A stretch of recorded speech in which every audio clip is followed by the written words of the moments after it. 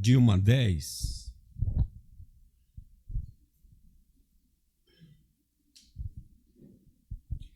Mateus capítulo 3,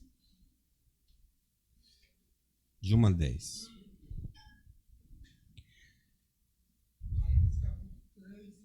Isso.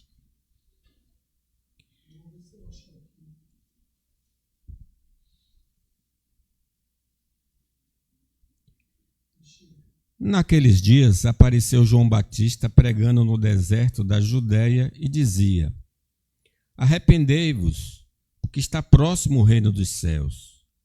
Porque este é o referido por intermédio do profeta Isaías. Voz do que clama no deserto: preparai o caminho do Senhor, endireitai as suas veredas. Usava João vestes de pelos de camelo e de cinto de couro. A sua alimentação era gafanhotos e mel silvestre. Então saíram a ter com ele Jerusalém, toda a Judéia, toda a circunvizinhança do Jordão, e eram por ele batizados no rio Jordão, confessando os seus pecados. Vendo ele, porém, que muitos fariseus e saduceus vinham ao batismo, disse-lhe: raça de víboras, quem vos induziu a fugir da ira vindoura? Produzi, pois, frutos dignos de arrependimento. E não comeceis a dizer em vós mesmos: temos por pai Abraão, porque eu vos afirmo que destas pedras Deus pode suscitar filhos a Abraão. Já está posto o machado à raiz das árvores. Toda árvore, pois, que não produz bom fruto, é cortada e lançada no fogo. Eu vos batizo com água para o arrependimento, mas aquele que vem depois de mim é mais poderoso do que eu, cujas sandálias não sou digno de levar. Ele vos batizará com Espírito Santo e com fogo. A sua palha tem na mão e limpará completamente a sua eira. Recolherá o seu trigo no celeiro, mas queimará a palha em fogo inextinguível. Que Deus aplique a sua palavra ao nosso coração. Amém. Meus irmãos, nós falamos... Ô, Júlio, abre aqui o congelamento, por favor.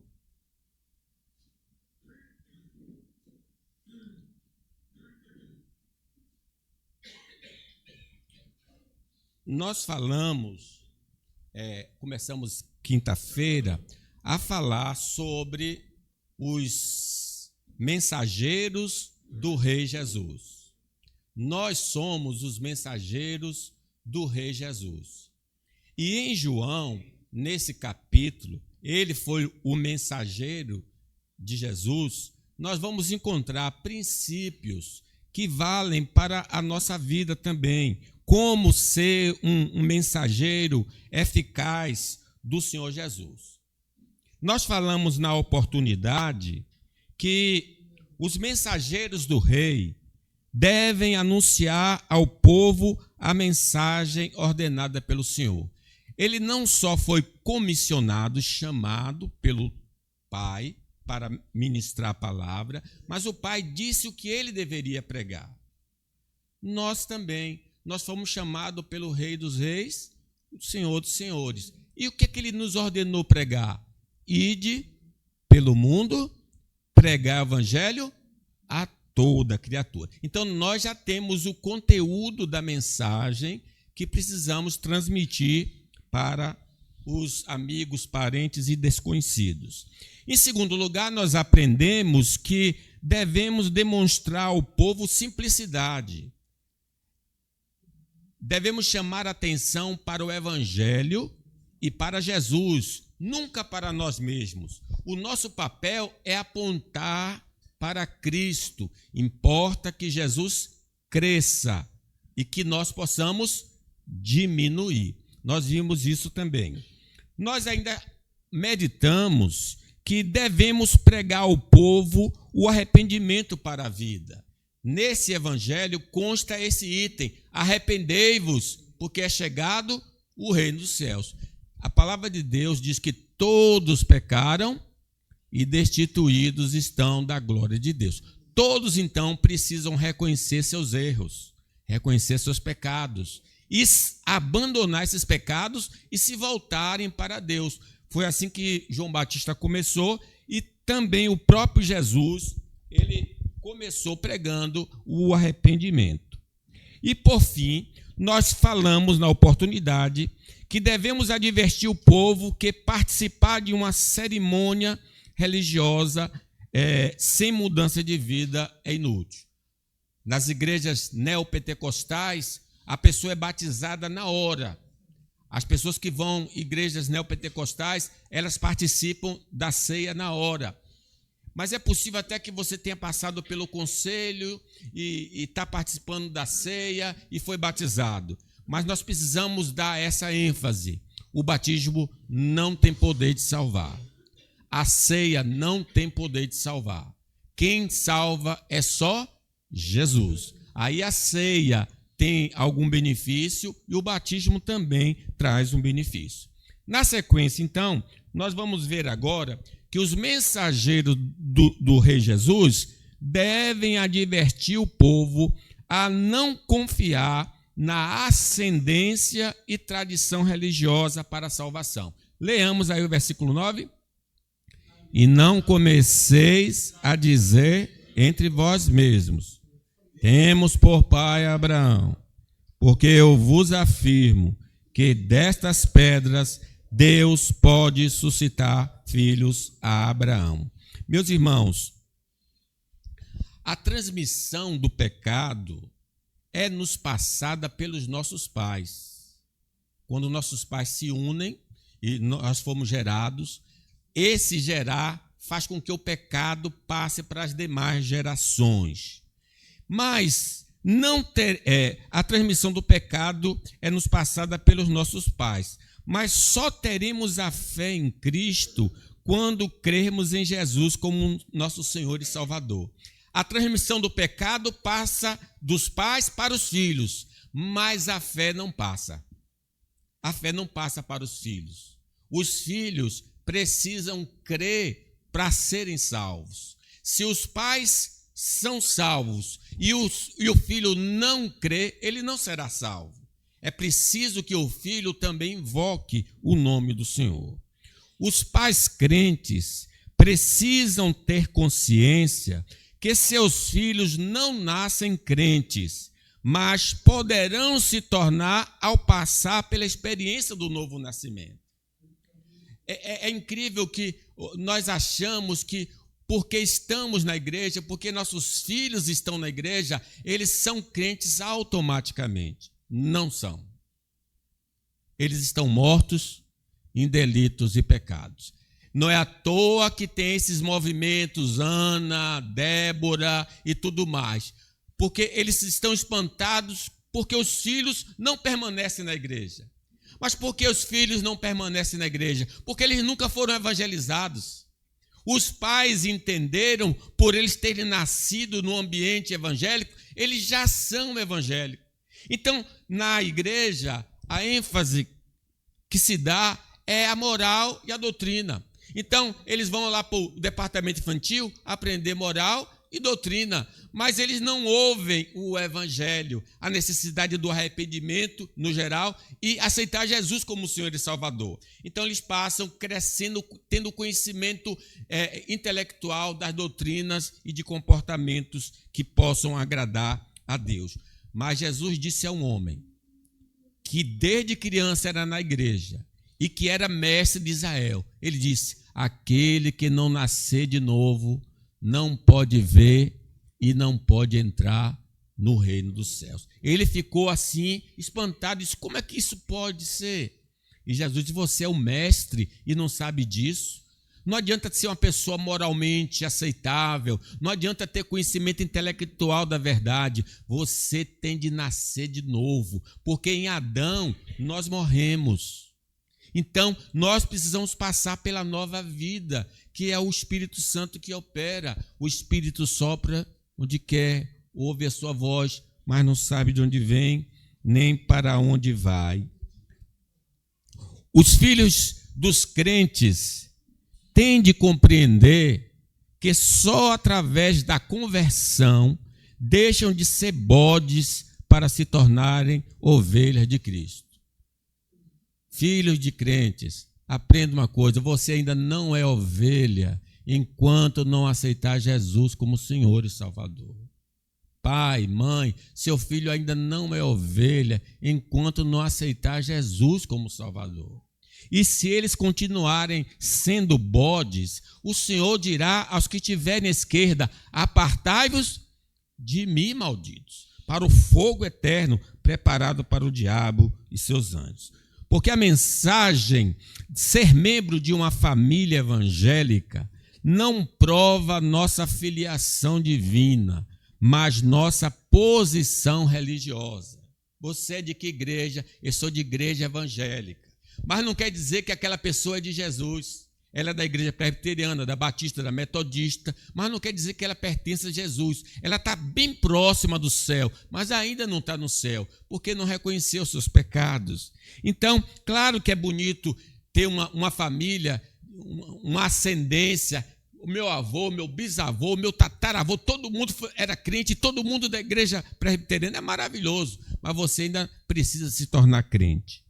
Porque a mensagem que ouviste desde o princípio é esta: que nos amemos uns aos outros, não segundo Caim, que era do maligno. Ora, quem é Caim? Irmão de Abel. Quem eram os pais? Adão e Eva. Mas só que Abel foi para o céu e Caim foi para o inferno. Porque Caim era do maligno. Ele fez uma opção de vida. Ele não aceitou Jesus. E ele então perde. Lembremos também de nosso irmão Isaac e Rebeca, que tiveram gêmeos. Nasceram no mesmo dia. Só que um era crente, Jacó. Na verdade, ele vai se tornar crente depois de 60 anos. Mas Esaú nunca se tornou crente. Não foi para o céu. É um povo, diz os descendentes dele, que Deus está irado para sempre com eles. Ah, meus irmãos, é preciso passar pela conversão.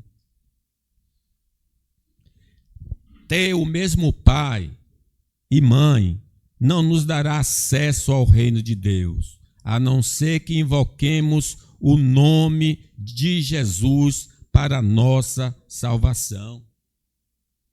Você, filho de crente, não pense que lá no dia do juízo você pode dizer: eu estou com minha mãe, eu estou com meu pai, porque não vai funcionar. Cada um dará conta de si mesmo a Deus. Cada um ficará frente a frente com o Senhor e vai prestar conta da sua vida, se aceitou ou não aceitou Jesus como Senhor e Salvador. O estilo de vida contrário à crença de nossos pais demonstra que ainda não nos relacionamos com Deus. Tem muito filho de crente que é assim, pensa que é crente, mas não pratica o evangelho, não vive o evangelho. É mentiroso, é trapaceiro, é enrolado, mas diz: meus pais são crentes. E às vezes são obrigados até a vir à igreja por causa da idade. Mas aprenda uma coisa: se a sua vida não for transformada, você ainda não é crente em Jesus. É interessante que Samuel envelheceu. Ele constituiu seus filhos por juízes sobre Israel. O primogênito chamava-se Joel, o segundo Abias, e foram juízes em Berseba. Porém, seus filhos não andaram pelos caminhos dele, antes se inclinaram à avareza, aceitaram subornos e perverteram o direito. Então, os anciãos todos de Israel se congregaram e vieram a Samuel a Ramá e lhe disseram: vê, já estás velho e teus filhos não andam pelos teus caminhos. Que coisa triste. Ele foi repreendido não pela vida dele, mas pelos filhos dele. Olha, você é crente, mas seus filhos não são. E você colocou eles no poder, deu a eles poder. Meus irmãos, os filhos de crentes precisam se converter. Os pais sabem o comportamento dos filhos, pelo menos devem saber. E sabe se seus filhos já passaram pela nova vida ou não. E precisam ter uma atitude evangelizadora antes que eles cresçam e vocês não têm mais controle sobre eles, e eles irão para o mundo fazer a vontade do mundo. Infelizmente, muitos filhos de crentes vão povoar o inferno por não crerem em Jesus de todo o coração. Paulo fala da tristeza dele porque os seus patrícios não aceitavam o evangelho. Eles tinham as promessas, os profetas, a palavra, o Cristo. Era a nação escolhida e disse, poxa, eles vão para o inferno. Por quê? Porque não aceitaram Jesus como Senhor e Salvador. Estamos mortos, irmãos, em Adão, devido ao nosso pecado. Todos nós morremos em Adão. Mas quando aceitamos a Jesus, passamos da morte para a vida. Quando eu invoco o nome do Senhor, salva-me, Senhor, eu passo da morte para a vida. Nós e também nossos filhos, todos nós, precisamos invocar o nome do Senhor para ser salvos. Participar de uma comunidade evangélica é importante para o nosso crescimento, mas não podemos nos salvar por estarmos filiados a uma denominação. Aqui nem carteira tem, porque se você, porventura, lá no céu, querer dar uma carteirada, sou da IPB, Boca do Rio, não vai funcionar. E mesmo que tivesse carteira, não funciona. Lá só entra quem é lavado no sangue de Jesus. Aquele que confessou seus pecados e deixou vai alcançar a misericórdia de Deus.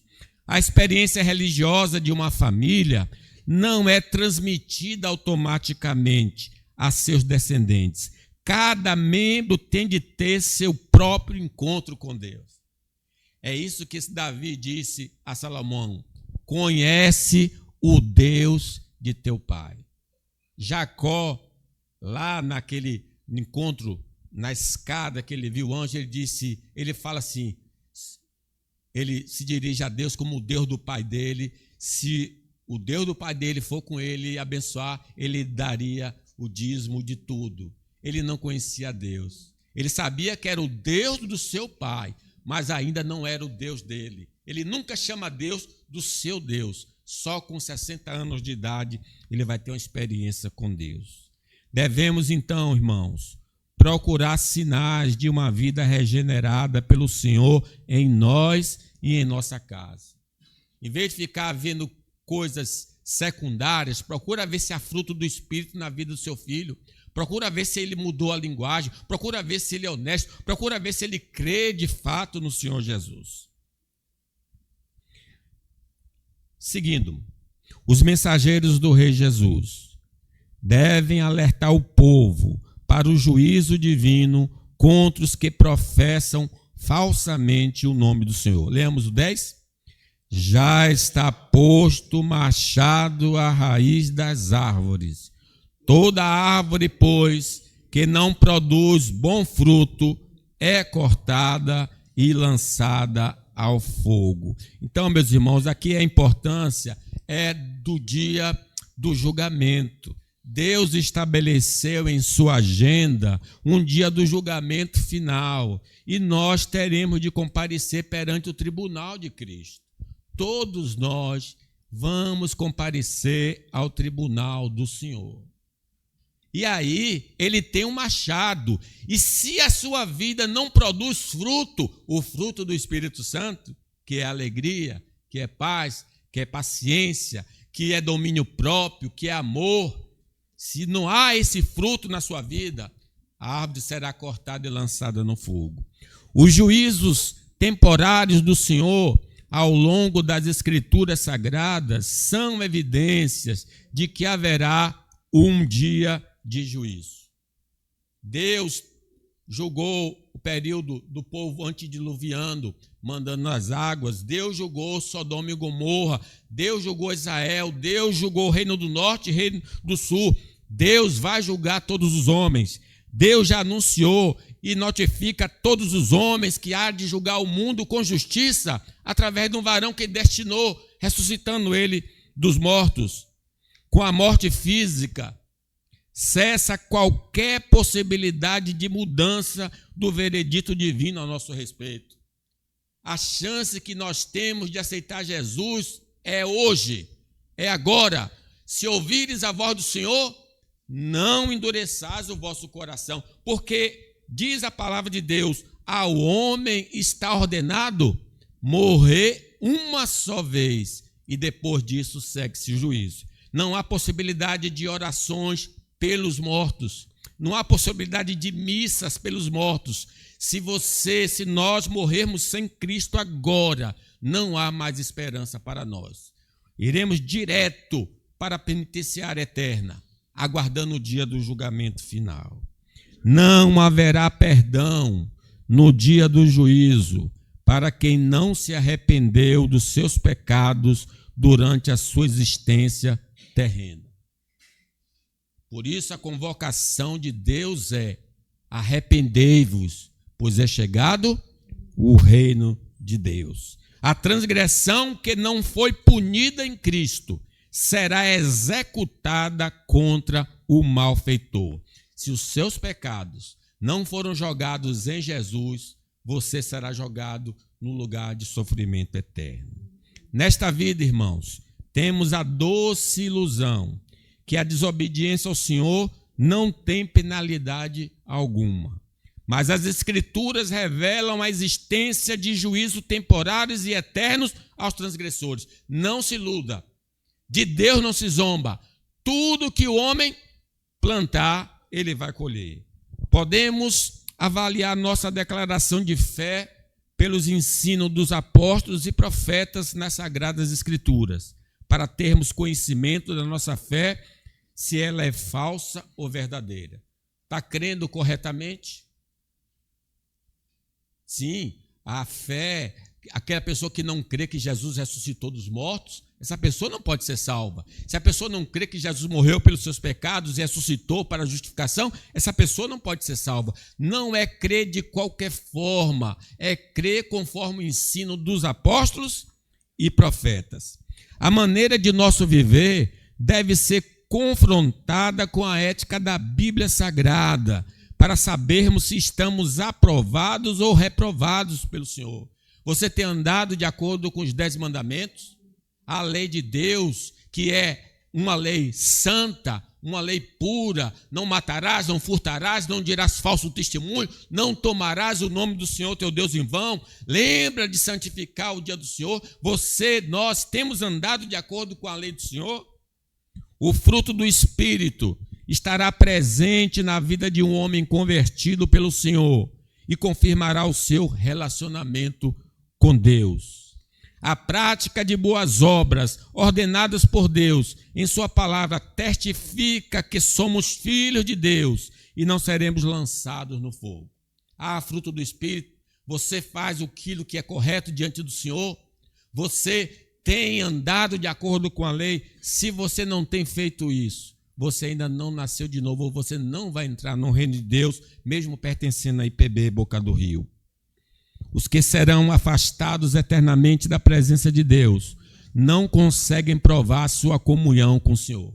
É aquela abordagem policial: se identifique. Aí a pessoa está sem documento. Como é que vai se identificar sem documento? É assim que lá no céu vai se perguntar: se identifique. Eu sou da IPB, conheço o pastor Paulo. E perdeu. Ele não funciona aqui. Ele não tem nenhuma influência aqui. Ele também tem de entrar na porta como você. Você tem de dizer: eu sou lavado no sangue de Jesus. Eu aceitei Jesus como Senhor e Salvador. Essa é a minha entrada aqui. É Jesus que me salva. Não haverá, irmão, segunda chamada no dia do juízo final. Vamos nos reconciliar com Deus enquanto ainda há esperança. O brasileiro tem a marca de dizer amanhã. Não entrei nessa primeira chamada, vou entrar na segunda. Não tem segunda chamada. Quando Jesus chamar, você tem de estar lá. Porque se você não estiver e quando querer entrar, não vai entrar. Porque não estava devidamente preparado. Os mensageiros do Rei Jesus devem apresentar ao povo Cristo como Salvador e Juiz. Leamos aí o versículo 11 e 12.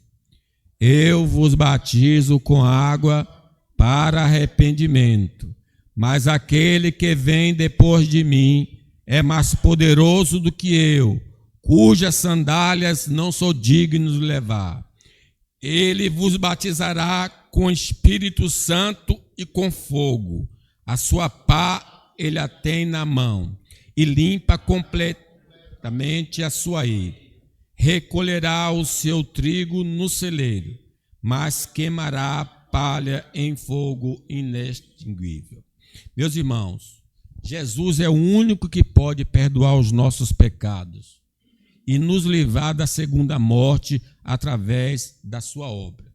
Não há salvação em nenhum outro, porque abaixo do céu nenhum outro nome foi dado que importa que sejamos salvos. Ele é a pedra. Nós precisamos aceitar Jesus e seguir a Jesus. A lei de Deus revela nossa transgressão e exige nossa condenação, porque o salário do pecado é a morte. Mas Jesus satisfez os requisitos da lei e zerou por completo nossa dívida. Ele morreu em nosso lugar. Ele pagou a nossa dívida, ou pelo menos pagou a dívida daqueles que invocam o seu nome, sabendo contudo que o homem não é justificado pelo que ele faz, e sim mediante a fé em Jesus Cristo. Também temos crido em Cristo Jesus para que fôssemos justificados pela fé em Cristo e não por obras da lei, pois por obra da lei ninguém será justificado. Somente através da fé no Filho de Deus podemos ser absolvidos e gozarmos da vida eterna. Deus amou o mundo de tal maneira que deu seu Filho unigênito para que todo aquele que nele crê não pereça, mas tenha a vida eterna. Ao Filho de Deus não só foi dado a graça de ser o Salvador, porque ele veio com esse objetivo: eu vim buscar e salvar o que se havia perdido. Mas ao Filho foi dado pelo Pai a autoridade para julgar homens e anjos. Porque quando diz que ele batiza com o Espírito Santo e com fogo, fogo sempre é simbolismo de juízo. Ele é Salvador agora, mas poderá ser juiz contra você na eternidade. Ele pode ser agora o nosso Salvador, para não ser o juiz que nos condenará. Deus não levou em conta os tempos da ignorância. Agora, porém, notifica aos homens que todos em toda parte se arrependam, porquanto estabeleceu um dia em que há de julgar o mundo com justiça, por meio de um varão que destinou e acreditou diante de todos, ressuscitando dentre os mortos. Na segunda vinda do Filho de Deus, ele julgará todo ser humano que tenha vivido e vive na face da terra. Quando vier o Filho do Homem, em sua majestade, e todos os anjos com ele, então se assentará no trono da sua glória, e todas as nações serão reunidas em sua presença. Pense nisso. Dirá o rei aos que tiverem à esquerda: apartai-vos de mim, maldito, para o fogo eterno, preparado para o diabo e seus anjos, porque tive fome e não me deste de comer, tive sede e não me deste de beber. Nesta vida, irmãos, podemos receber Jesus como nosso Salvador, mas se morrermos sem esta graça, ele será o juiz que nos condenará por causa dos nossos pecados. Lembre-se, ele diz: eis que estou à porta e bato. Se alguém ouvir a minha voz e abrir a porta, eu entrarei, cearei com ele e ele comigo. Os justificados pela fé em Cristo não precisam temer, porque nenhuma condenação há para aqueles que estão em Cristo Jesus. Louvado seja Deus. Por último, irmãos, os mensageiros do rei devem alertar o povo que Cristo está chegando. Vamos ler aí? arrependei-vos, porque está próximo o reino de Deus, o reino dos céus. A volta de Jesus é uma promessa divina. Ele está voltando, irmãos. E nós precisamos estar preparados para a volta de Jesus. E só está preparado quem recebe Jesus como Senhor e Salvador. Os anjos disseram: por que vocês estão olhando para o alto? Esse Jesus que foi levado às alturas voltará do mesmo modo que o viste subir. Para nós, os salvos, o retorno de Cristo é uma boa notícia, pois não teremos mais inimigos para enfrentar e estaremos isentos de qualquer sofrimento. Para nós que cremos, nós podemos dizer: Maranata, ora vem, Senhor Jesus. Mas para os homens maus, será um dia de acerto de contas com Deus e receberão a justa punição pelos seus pecados. É por isso que alguns têm medo de Apocalipse, têm medo de volta de Jesus, porque não estão preparados para se encontrar com o Senhor. O mundo, como o conhecemos, será destruído pelo fogo do juízo de Deus na volta de Cristo. Não se engane, esse mundo não vai permanecer. Esse mundo já está destinado ao fogo. Então, se prepare para ir para o novo céu e uma nova terra. Faça como o peregrino, fuja da cidade da destruição, seguindo a Jesus, aceitando Jesus, obedecendo a Jesus. Para criar um novo céu e uma nova terra, Deus criará um novo céu e uma nova terra para a morada de todos os seus filhos. Vinde benditos do meu Pai, possuir por herança o que está reservado para vós desde a fundação do mundo.